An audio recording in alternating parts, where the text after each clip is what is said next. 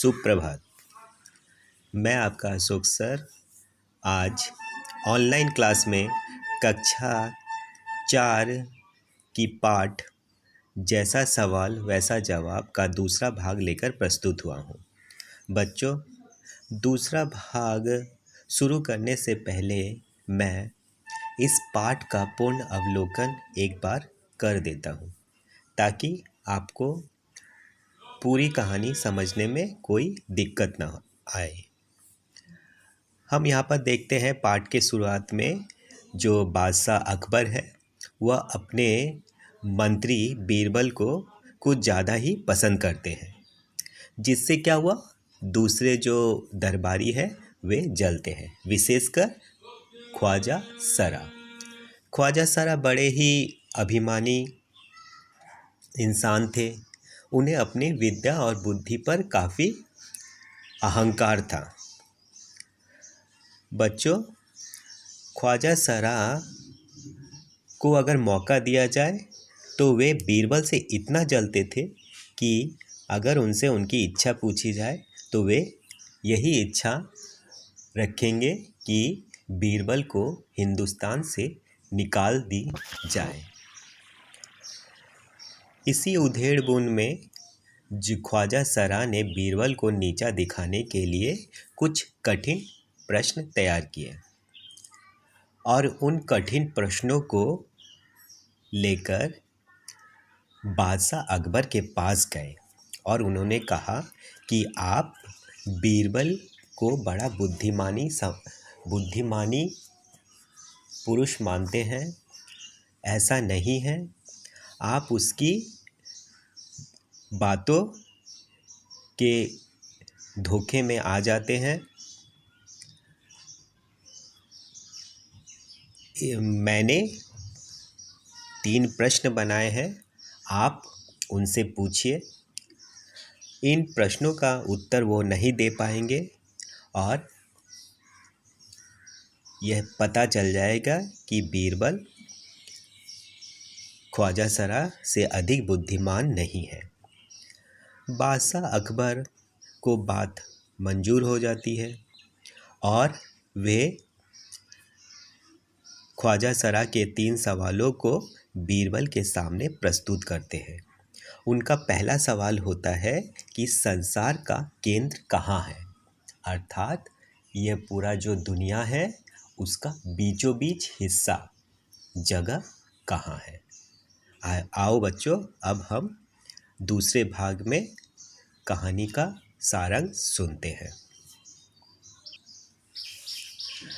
बीरबल ने तुरंत जमीन पर अपनी छड़ी गाड़कर उत्तर दिया, यही स्थान चारों ओर से दुनिया के बीचों बीच पड़ता है। यदि ख्वाजा साहब को विश्वास न हो तो वे फीता से सारी दुनिया को नापकर दिखा दे कि मेरी बात गलत है। तो हम देखेंगे कि बीरबल क्या करता है, तुरंत अपनी छड़ी अर्थात एक डंडा, स्टिक जिसे अंग्रेजी में कहते हैं स्टिक, लेकर वहीं गाड़ देता है और कहता है कि यही स्थान संसार का बीचों बीच है।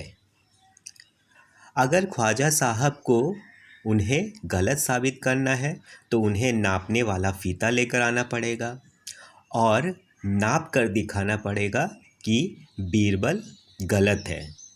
उन्होंने जो छड़ी गाड़ी है वह गलत स्थान में गाड़ी है और यह संसार का बीचों बीच स्थान नहीं है, जिसे ख्वाजा साहब को साबित करना पड़ेगा। पर बच्चों देखो, यह काम करना तो कठिन है। ठीक है, अब हम आगे बढ़ते हैं। अकबर ने दूसरा प्रश्न किया, आकाश में कितने तारे हैं? बीरबल ने एक भेड़ मंगवाकर कहा, इस भेड़ के शरीर में जितने बाल हैं उतने ही तारे आसमान में हैं। ख्वाजा साहब को इसमें संदेह हो तो वे बालों को गिनकर तारों की संख्या से तुलना कर ले। अब हम देखते हैं कि ख्वाजा सरा का दूसरा सवाल था कि आसमान में कितने तारे हैं। तो बीरबल क्या करते, तुरंत एक भेड़ मंगवाते हैं भेड़ यानी जिसे अंग्रेजी में कहा जाता है शीप। और उस भेड़ के शरीर में जितने बाल हैं उतने बाल ही आसमान में तारे हैं। अगर ख्वाजा साहब को उनकी बात को गलत साबित करना है तो उन्हें भेड़ के बाल गिनने पड़ेंगे।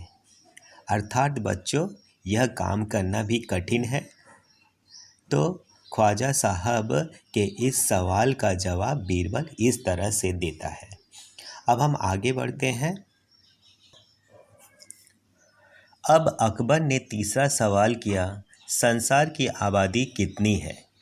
बीरबल ने कहा, जहाँपना, संसार की आबादी पल पल पर घटती बढ़ती रहती है, क्योंकि हर पल लोगों का मरना जीना लगा ही रहता है।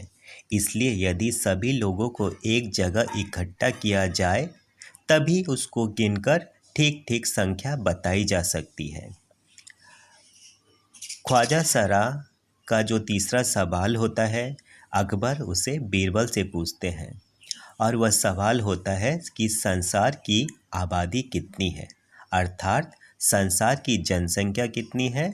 बच्चों, इसे पॉपुलेशन कहा जाता है कि संसार का पॉपुलेशन कितना है।